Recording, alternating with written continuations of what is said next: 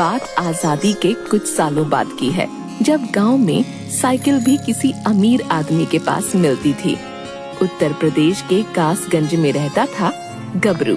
गबरू गांव में सबसे ज्यादा चर्चित रहता था, सिर्फ और सिर्फ अपनी कम हाइट की वजह से।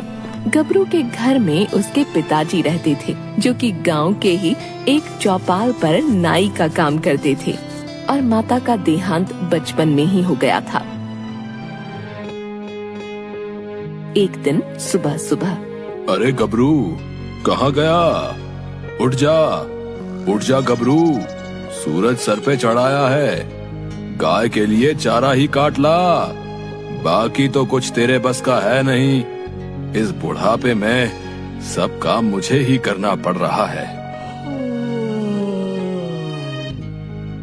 बापू क्या हो गया? इतना अच्छा सपना देख रहा था। पता है, सपने में मेरे पास भी साइकिल थी और पूरे गांव में इधर उधर सब जगह गबरू के चर्चे थे। गबरू के आहा, सारे गांव वाले गबरू के आगे पीछे घूम रहे थे। नालायक, बस ख्याली पुलाव पकाता रहा कर, भाग यहाँ से।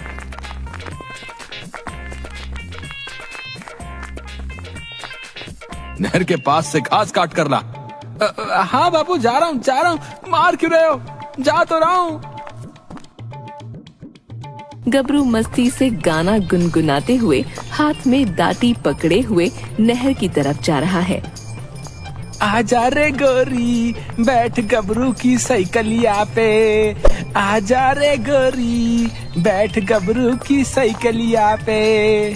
गबरू की साइकिलिया पे, गबरू की साइकिलिया पे। आजा रे गोरी, बैठ गबरू की साइकिलिया पे।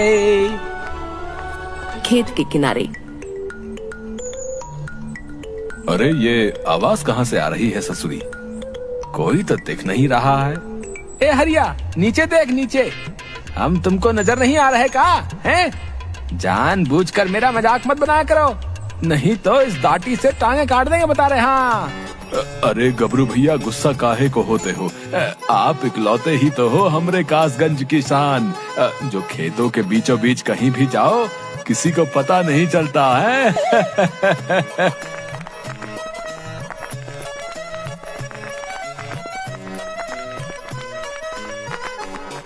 रुक जरा, तनिक रुक तो सही, बताएं हम तुझे। हाँ, सब हमारा मजाक उड़ाते रहते, सबको सबक सिखाएंगे एक दिन। हाँ, ससुरा गाने का मजा ही किरकिरा कर दिए था तेरे की।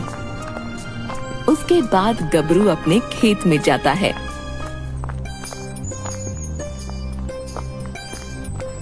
और घास काटने लगता है। घास काटने के बाद घास की गठरी सर पर उठाकर अपने घर की तरफ चलता है।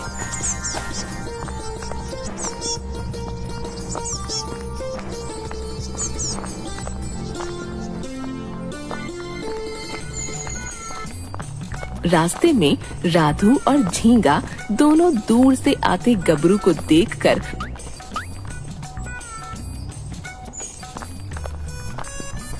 अरे झींगा, देख घास की गठरी चल के आ रही है। क्या मस्त ठुमक ठुमक कर चल रहा है हमार कासगंज की शान। लेकिन ऐसा लग रहा है जैसे घास के पैर लगे हों। गबरू चलते चलते उन दोनों के आगे से निकल जाता है और घर पर पहुंचकर आंगन में घास पटकते हुए, क्या जिंदगी हो रखी है, जिसको देखो वही हमार मजाक बनाने में लगा है। बताओ, काश एक साइकिल आ जाए मेरे पास, सबके मुंह बंद करवा दूंगा और उस पर बैठ बड़ा भी दिखूंगा। हाँ। इतने में गबरू के पिताजी वहाँ आ जाते हैं और कहते हैं, आ गया तू, देख रोटी बना ली है, खा ले, और उसके बाद जानवरों को नदी पर पानी पिलाने ले जाना। ठीक है बापू, ले जाऊंगा। उसके बाद गबरू खाना खाता है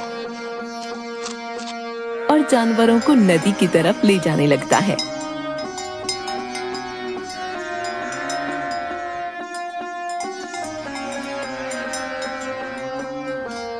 रास्ते में जमींदार का लड़का साइकिल पर गबरू के सामने।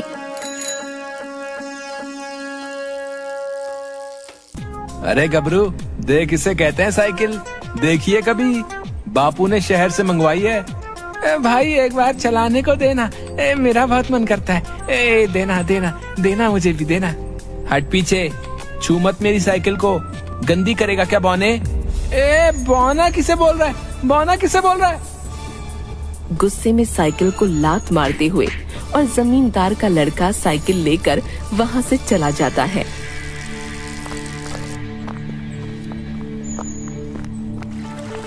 थोड़ी देर बाद नदी के किनारे सारे जानवर पानी पी रहे होते हैं।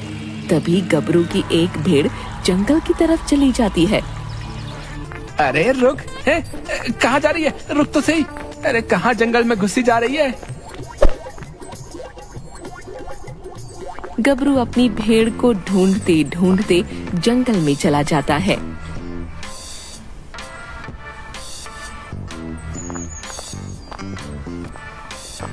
और कुछ ही दूरी पर उसकी भेड़ दो चट्टानों के पीछे जाती हुई दिखती है। गबरू उसके पीछे चट्टानों की तरफ जाता है।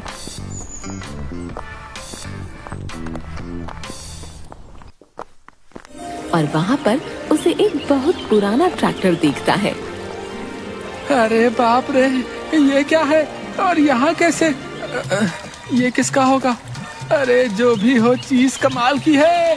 ये तो है मोटर गाड़ी, अंग्रेजों के जमाने की। अब से ये मेरी है, इसको एकदम चमका कर चलाऊंगा। हे ऊपर वाले, कमाल हो गया। गबरू उस पुराने ट्रैक्टर को अच्छे से साफ करता है।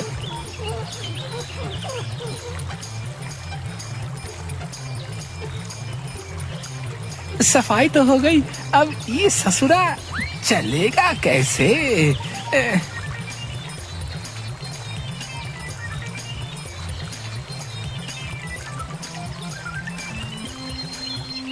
अरे बहुत थक गया, अब इसे कल को देखूंगा कि कैसे चलेगा।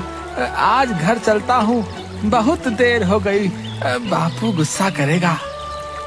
गबरू झट से अपने जानवर इकट्ठे करके घर की तरफ निकलता है।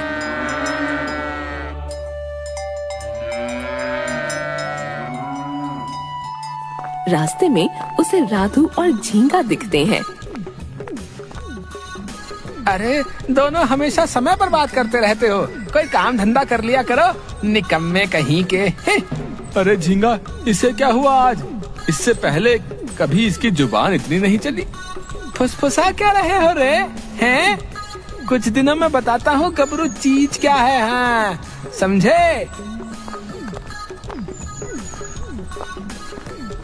अगली सुबह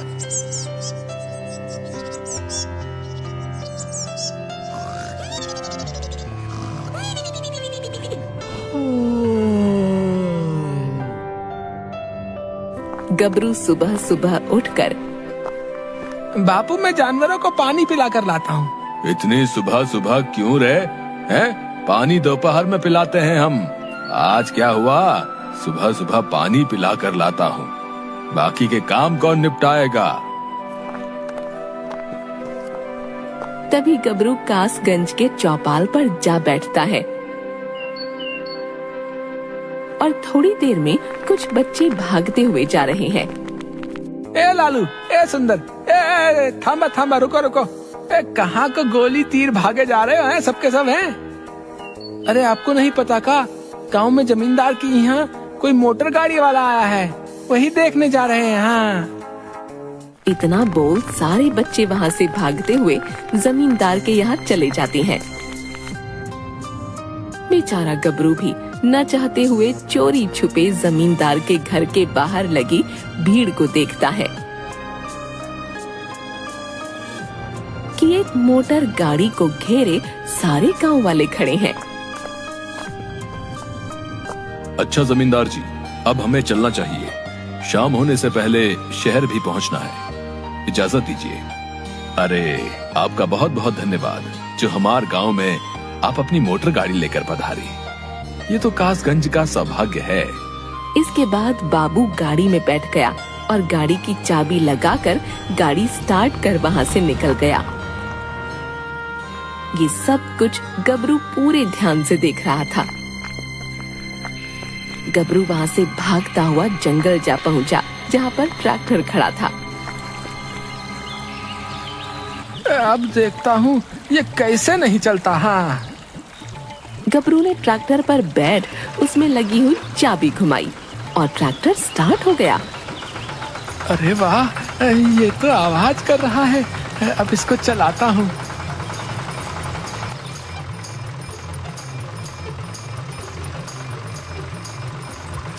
अब सबको बताऊंगा कि गबरू किस खेत की मूली है। हाँ। गबरू सारे गांव में ट्रैक्टर घुमाता है।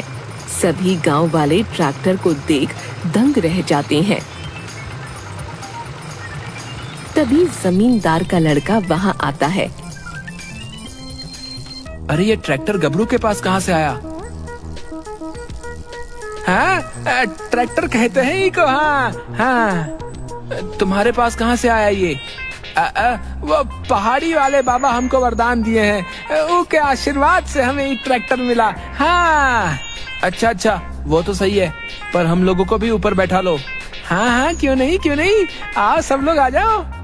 सब लोग गबरू के ट्रैक्टर पर बैठकर पूरा कासगंज घूमते हैं। गबरू कभी ट्रैक्टर को नदी में उतार देता तो कभी गन्ने के खेतों में।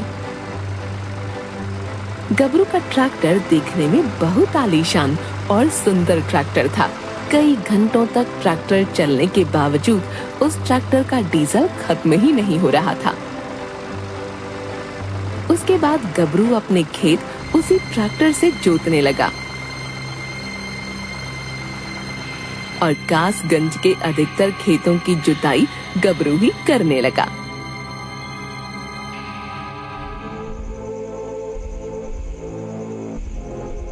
एक रात गबरू के आंगन में ट्रैक्टर खड़ा है और गबरू और उसके पिताजी आंगन में लगी चारपाई पर लेटे हुए। बापू, एक बात पूछनी है आपसे।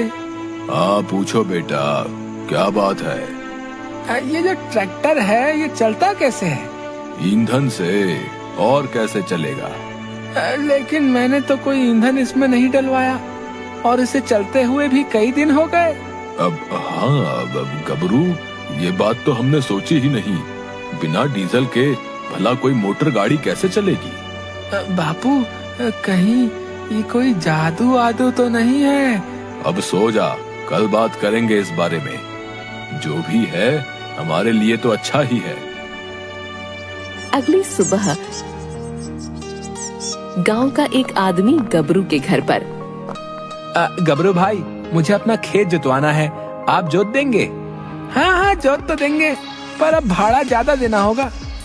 भाई, मेरा बैल बीमार है, इसलिए आपके पास आया था। इतना भाड़ा तो मैं नहीं दे पाऊंगा, कुछ तो कम कीजिए। आपको खेत जुतवाना है तो भाड़ा तो यही लगेगा, बाकी आपकी मर्जी।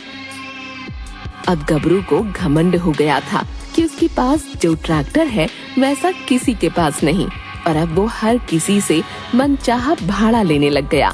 पूरे कासगंज में गबरू के ट्रैक्टर के चर्चे थे। एक दिन गबरू खेत जोत रहा था, तभी अचानक ट्रैक्टर बहुत तेज खेत में गोल गोल घूमने लगा। अरे ये क्या हो रहा है? ये ट्रैक्टर नियंत्रित क्यों नहीं हो रहा भाई? बचाओ कोई। अरे बापू। मैं एक जादुई ट्रैक्टर हूँ जो तुम्हारी ईमानदारी के कारण तुम्हारे पास आया था, लेकिन तुम घमंडी हो गए, लालची बन गए। अब मैं तुम्हारे पास से जा रहा हूँ और तुम पहले जैसे ही साधारण गबरू बनकर रहो। सबके ताने और बातें सुनो। नहीं, आप ऐसा मत कीजिए, हमसे बहुत बड़ी गलती हो गई है जो हम लालच में आ गए बता रहे हैं। आप हमें छोड़कर कहीं मत जाइए। हम आपसे वादा करते हैं कि आज के बाद ईमानदारी से और बिना किसी लालच के सबकी मदद करूंगा। मैं बता रहा हूँ। ठीक है, मैं तुम्हें एक मौका और देता हूँ। और इस तरह वो ट्रैक्टर रुक जाता है। गबरू को अपने किए पर बहुत पछतावा था और उसके बाद गबरू पूरे कासगंज में सबकी जमीन की जुताई फ्री में करने लगा और सब गबरू की तारीफ करने लगे।